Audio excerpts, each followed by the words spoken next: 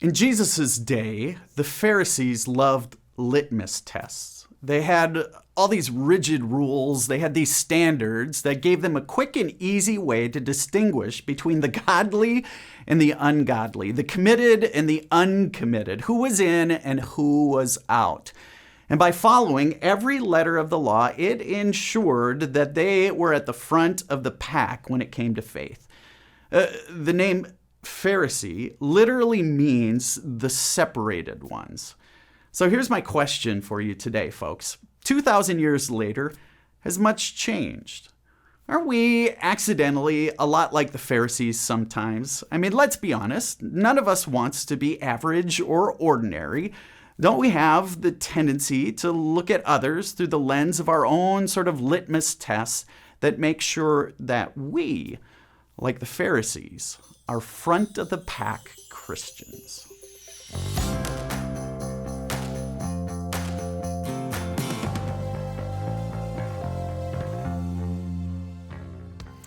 Folks, have you ever noticed how people I'd consider committed Christians are often fond of talking critically about other Christians? Have you ever noticed this?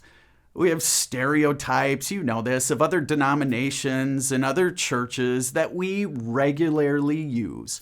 We sort of can't help ourselves from keeping score with the church down the street or that neighbor who might be of a different flavor of Christianity than you are. The truth is, I suppose it all comes out of an insecurity and a need for each of us to know we're part of the right group, whatever that means. When I was in high school, I was excited to introduce my grandmother to a girl I was dating at the time. And after my girlfriend left that day for the evening, my grandma, she came up to me and she asked, "Hans, what church does she attend?" I told her that she attended the Catholic church in town. But my grandma, being a staunch Lutheran, her face immediately turned sour and she said, "Well, you go have your fun with her. It'll never last." You see, Grandma had a litmus test. And the truth is, for all of us accidental Pharisees, we all do this. And litmus test Christianity, it's never a good thing. It causes us to ask the wrong sorts of questions, and it fosters pride and exclusivity, and it's all rooted in a legalism that is a warning sign that we're becoming accidental Pharisees. Far too many of us grew up in churches and homes where old school Christian legalism is all we knew. It was a version of Christianity that was more concerned with what was in your refrigerator or what was happening in your bedroom than it was with what was going on in your heart. There were all the rules, right? Good Christians don't drink. Good Christians act with modesty in the bedroom. Good Christians don't go to movies, don't play cards, don't wear their hair long. They don't have tattoos. They don't ride motorcycles. One day, a dear elderly woman from our church, a church I served previously, she shared how way back when she was in high school, she desperately wanted to go to the school dance. Now, way back then, she said dancing was frowned upon not only by her church, but her religiously conservative parents as well. But her parents let her go. She told me how excited she was, but her excitement turned to fear when she arrived at the high school dance. And get this, her pastor was at the door of the school asking the girls to get down on their knees before they entered the dance to make sure their skirts were of the appropriate length for a good Christian girl. You see, the worst thing about all the legalism that has seeped into Christianity is what it has done to the things that Jesus held on to the tightest: mercy, grace, humility. You see, legalism sees mercy and grace as sort of compromise that waters down faith.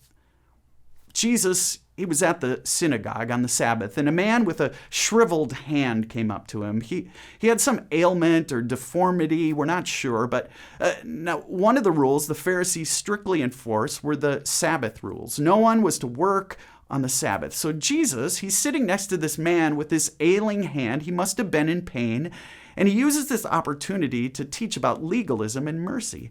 He asks the man who's clearly in pain to stand up in front of everyone. And Jesus asks everyone this question: which is lawful on the Sabbath, to do good or to do evil, to save life or to kill? Everyone was silent. Why? Because they had been taught that doing anything on the Sabbath is wrong. So what does Jesus do? He heals the man right there in church on the Sabbath. Point taken, Jesus. Mercy is always more important than any of our rules. Friends, one of the tendencies of passionate Christianity is that we unintentionally fall in love with rules, with right behavior and wrong behavior, a proper way of doing things, an improper way of doing things. And the truth is, this legalism is a warning sign that we're accidentally becoming like those Pharisees. We're becoming accidental Pharisees. So today, as we close, here are a couple of questions for you. Do you, now be honest, find yourself naturally drawn toward the clear-cut lines of litmus test Christianity, where there are clear-cut expectations or rules about the Christian life, or are you repelled by this idea? And secondly, accidental Pharisees are often driven by the fear that showing too much mercy and grace will lead to a compromised faith and half-hearted commitment. Why do we see it this way? Folks, thanks for tuning in. We'll see you tomorrow for Session 4.